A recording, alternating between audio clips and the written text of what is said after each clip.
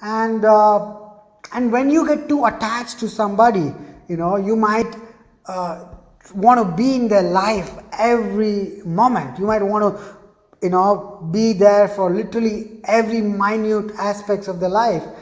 You might think it's love, but then over a period of time that can become great bondage. It can become a great pain.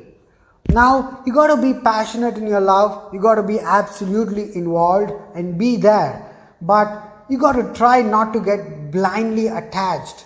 Attachment will lead to misery.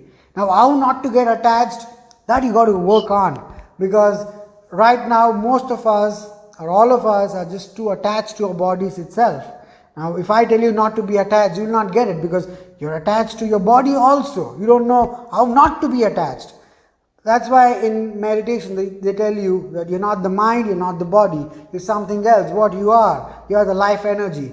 Once when you get hold of that life energy, once when you start to experience that life energy, nobody has to tell you not to get attached. You will simply love, fall in love madly, deeply and badly without attachment.